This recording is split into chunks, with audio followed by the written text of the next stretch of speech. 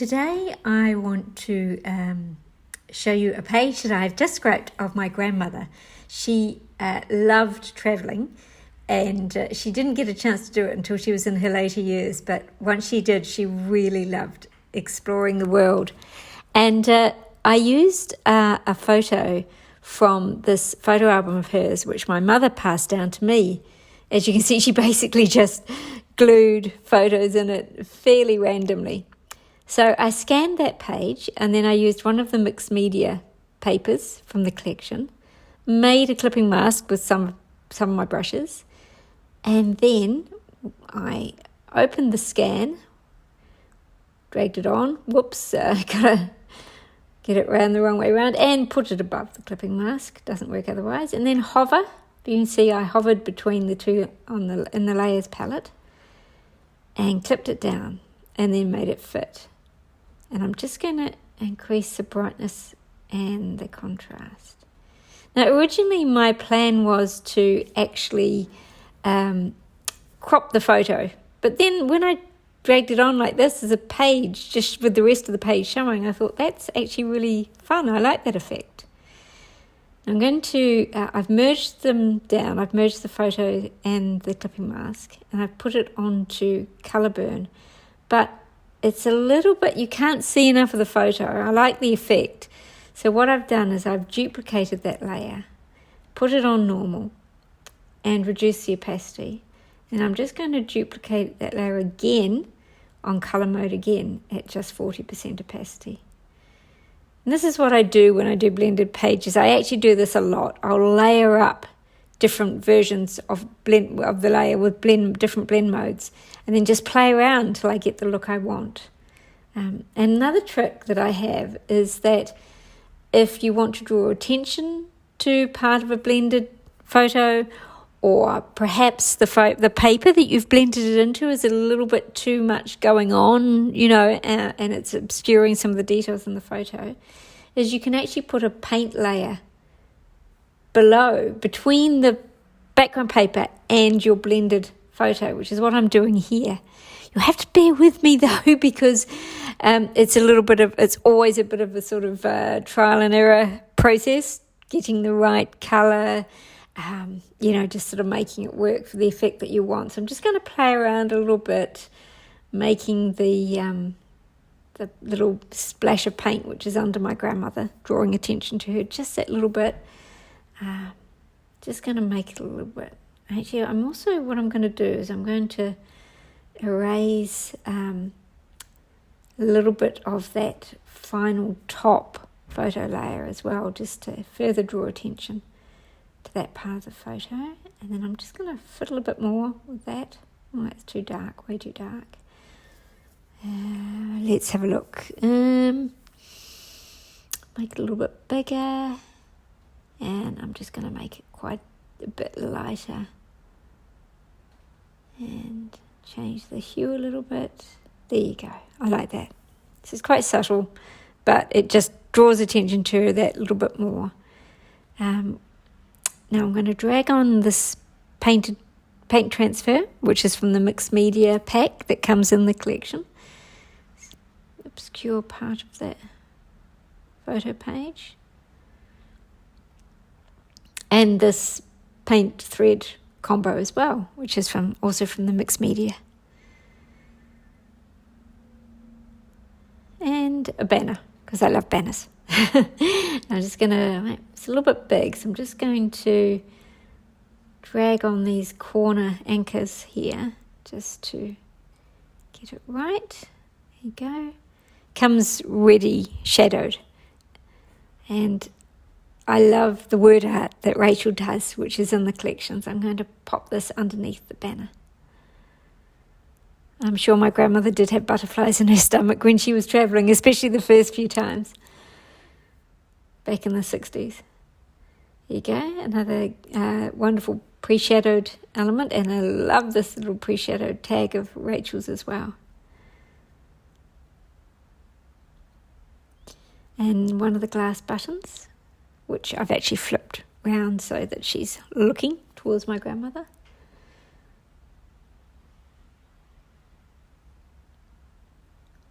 and a flower. As you can see, if you see what I'm doing, I'm going over to the styles over here, and I've got my favourite shadows saved as styles, so makes it a bit easier.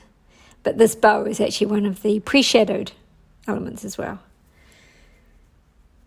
Now I'm just going to use my colour picker tool and go up here to the side of the blended photo, and to get the colour that I want to use for my text. And just make it a little bit bigger size text, and there you go. Move it into place and put it on multiply blend mode, just so it that little bit more realism, it blends into the paper just that little bit. Now I'm going to use a different font for a little bit of journaling along the side of the photo.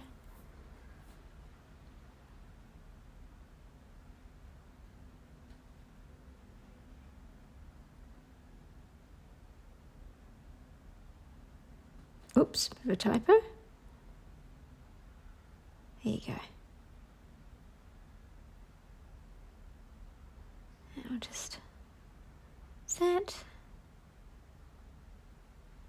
There you go. Tick. And multiply blend mode. And there you have it. I think that's going to be one that goes onto the calendar that I make for my mother the end of every year. I think that's it. That's a definite.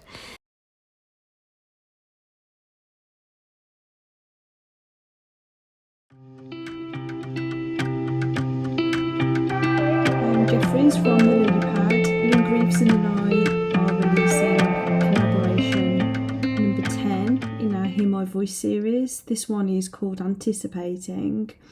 I'm here today with a blank canvas in Photoshop and joining you to watch me scrapbook some everyday memories from a holiday in Center Parcs. Keaton is developing his physical skills. He has some additional learning needs. So sometimes his confidence can be lacking when it comes to climbing and using his core strength, particularly tunnels. But he loved the look of this tunnel and playground, the trim trail at Center Parcs, and he wanted to have a go. He did really well, and I've pulled these photos out today to scrapbook them. As I've said, we've got a blank canvas here. I haven't actually made any plans because I thought it would be fun for you to watch this process from the very start.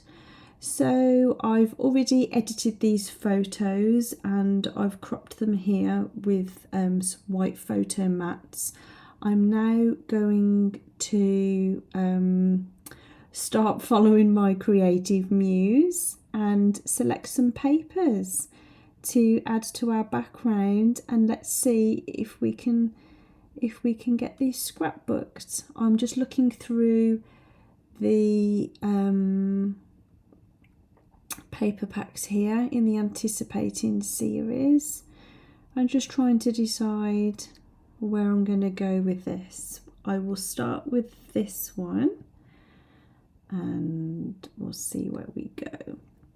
So the first thing that I do when scrapbooking a page using the mixed media papers is I'll have a look at the background design and try and decide where my focal point is going to be, if there's any natural gaps in markings or paint or pattern in the paper, as to where I can start building my layout.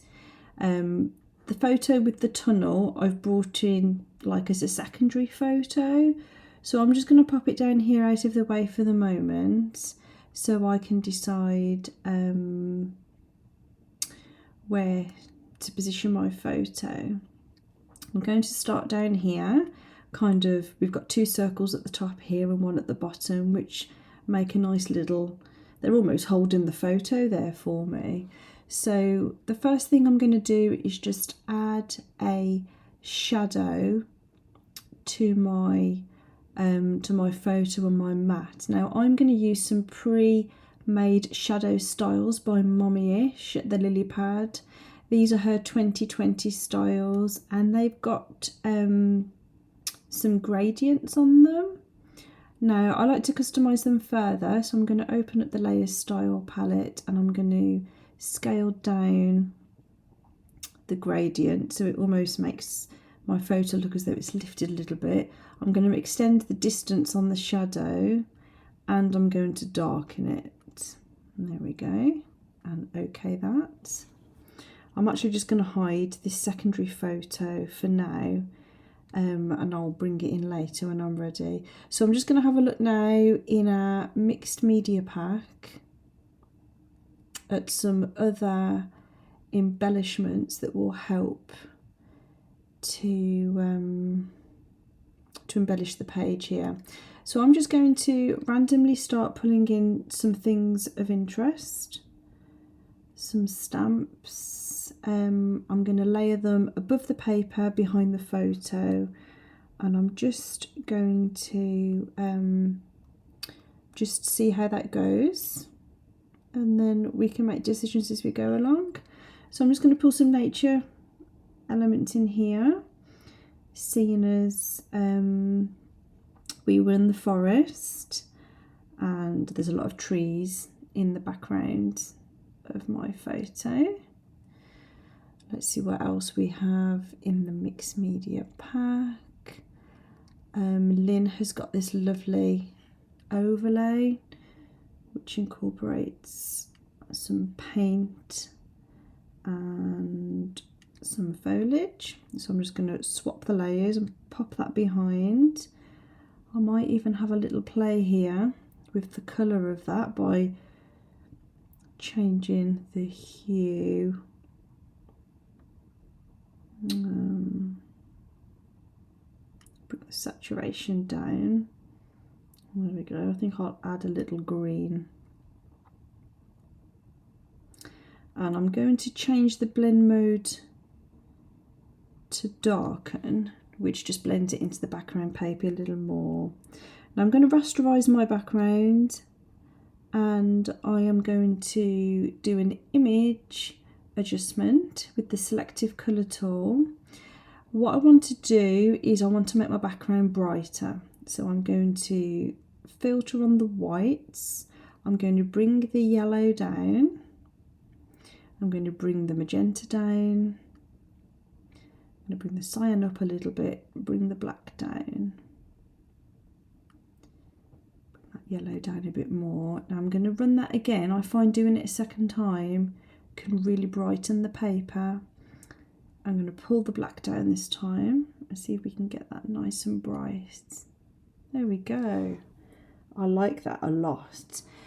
It makes all of the marks on the background paper stand out even more.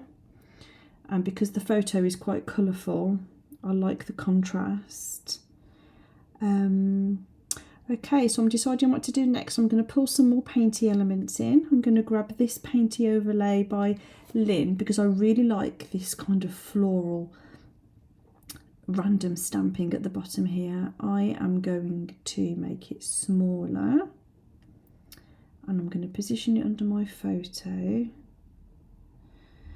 And I'm just going to experiment now with some colouring. So I'm going to apply a layer style. I'm going to do a colour overlay. And I am going to, I think, pick out the colour of these leaves here. And if we change it to the mode to colour, and then I'm going to do an image adjustment. I'm going to adjust the curves, which will make the layer darker. And I'm just going to grab this bar in the middle and pull it down. And then you can see that that paint there is just getting a wee bit darker. So I'm just going to pull it to where it feels right. And now that's a nice kind of grey neutral colour. What I'd like to do now is to bring in some messy threads. So I'm going to go to the element pack, which is included with the kit. And I've just seen some of my fern stamps, and I'm absolutely going to bring those in because Centre Box is absolutely full of ferns. I'm going to pop that down at the bottom there, and that will remind me of my holiday and the beautiful walks that we had in the forest. I think I'm going to pop that there. And I've got another stamp here that I've created. I'm going to turn that around and add that over here. It just brings in more of the nature feel to the page. Okay, what was I looking for? See, I get sidetracked. Messy threads. Let's see what we can find. So we're just going to make them smaller. So just pull that down. I'm going to add a subtle drop shadow. I'm going to customize it, so I'm going to double click on the effects icon in the palette, and I'm going to bring the opacity of the shadow down a wee bit. There we go. And then I'm going to reposition that over here, and I'm actually going to duplicate the layer because I would like some threads peeking out this side too. And I'm going to turn it around, I'm going to rotate it a little bit, almost so it doesn't look like the same piece of thread. Let's make it a little bit bigger. There we go. I like that. I'm going to pull it to the side a bit more. There we go. And let me see what else we can find that's fun in the element pack. We can see, I am going to select this little phrase saying this is actually going to be fine, because Keaton was a little bit worried to start with, but now he's motoring along this little assault course and he's building up his confidence. So let's just add a shadow on that, and let's see, where should we put this? Let's pop it there. This is actually going to be fine. Let's have a little look. Think I'm going to pop to my journal cards and use something just to have another layer behind the photo. I think this grungy card from the pack, I'm going to tilt it a little bit and pull it behind the photograph, and I think if we right click on our photograph, you can copy your layer style, and we can reapply that by right clicking and pasting our layer style, and then we can have the same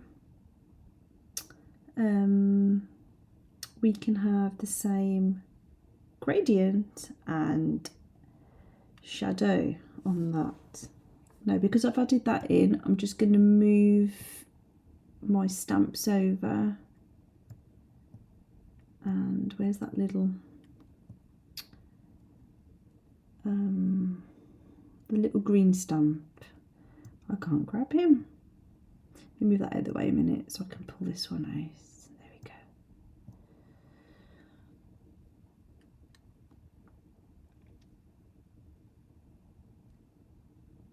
we go. Okay, so now I just need to decide whether I use this second photo or not.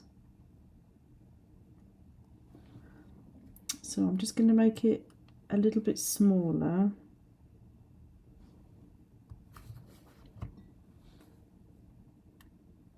And I'm going to turn it around. And I'm going to copy those same special effects. And then I wonder if we pull it over here,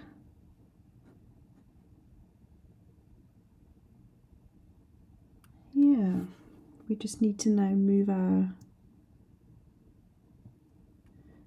threads maybe. There we go. And I'm going to duplicate them again just so that I've got some threads peeking up in this corner here. Okay, I really like that. It's done. So, yep, so I literally just dragged on some mixed media paints. I adjusted the brightness of my background paper. I used a journal card to mount my photo. I applied a slight gradient and some shadows, a word piece and some threads. I think we just need a little paint splatter and maybe a scattering of beads, and we will be absolutely done, and it's as easy as that. Let's add in some paint.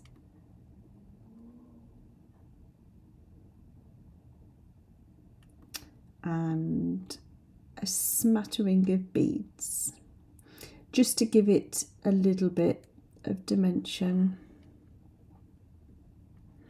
Let's turn those around.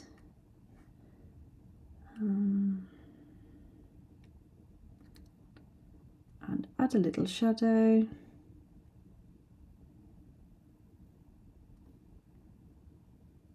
Let's just move that up above the stamps. There we go. Perfect. Thank you for joining me scrapbooking this page with the Hear My Voice collaboration, and we hope to connect with you in the forums. Have a lovely day.